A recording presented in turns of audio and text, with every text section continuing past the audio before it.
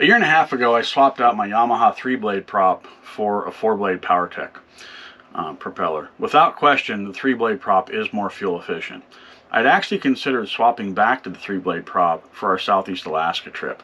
I knew I was going to be putting roughly 2,600 miles in the boat, a lot of runtime. I'm actually glad that I did not, and instead I have no plans of ever going back to the 3-blade prop. In this video, I will go over all the reasons why I prefer the 4-blade PowerTech prop. Close your eyes, hear the voice within, calling. Prop sizing is part science and part trial and error. Let me first start out by saying that the PowerTech 4-blade offshore 15¼ inch by 15 pitch prop is properly sized for the Ranger Tug R27 outboard with the Yamaha F300 engine.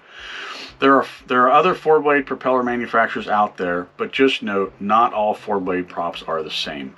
Variations in cup size and blade size are all part of the trial and error portion of proper sizing. It's important that the propeller be sized specifically for the boat and the engine combination. As I said, for fuel efficiency, the 3-blade Yamaha Saltwater Series II that comes with the boat is going to be the most fuel efficient, but boating isn't all about fuel efficiency. What I like best about the 4-blade prop is that it bites into the water a lot better at slower speeds. This gives me more control when docking, especially while in reverse. Getting up on plane requires much less of a runway. The R27 outboard is stern heavy. Having that extra blade on the prop helps lift the boat up out of the hole a lot quicker, so shorter time to plane. This also is what lets me cruise at slow speeds down to around 14 miles an hour. I picked up a lot of mid-range cruising speeds with the 4-blade prop. The 3-blade prop is great below 10 miles an hour or faster than about 20 miles per hour. In between, and the boat usually falls into the hole and your miles per gallon plummets.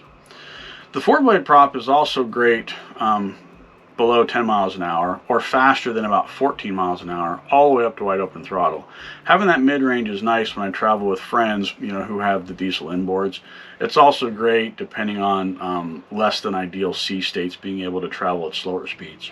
On our Southeast Alaska trip, it was great for open ocean crossings of Cape Caution. We were in 3 to 4 foot seas, which sounds bad, but they were on 9 to 12 seconds, which was really nice. So it's like driving your car through the hills, on the countryside, and made for a very comfortable cruise. Lemon Drop and Channel Surfing both had the PowerTech 4-blade prop. Anytime, which is also an RT27 outboard, they traveled with us that day across Cape Caution, and they had the 3-blade Yamaha prop. Anytime would have to speed up to 22 plus miles per hour and race ahead, and then slow down to 10 miles an hour and wait for us to catch up.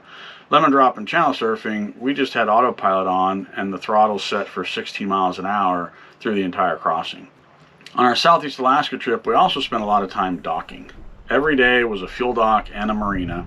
Having the extra control to help maneuver the boat was noticeable. During bad seas, the 4-blade prop also performs better than the 3-blade in that it grips the water better. Through Johnstone Strait, anytime saw as low as 0.7 miles per gallon, while channel surfing never fell below 0.9 miles per gallon. Again, it's that extra blade that bites in the water, offering more control, more contact. The fuel efficiency loss of the 4-blade prop amounts to about 10 to 12% over the 3-blade. For our boating, that's a small price to pay for the added benefits that we see.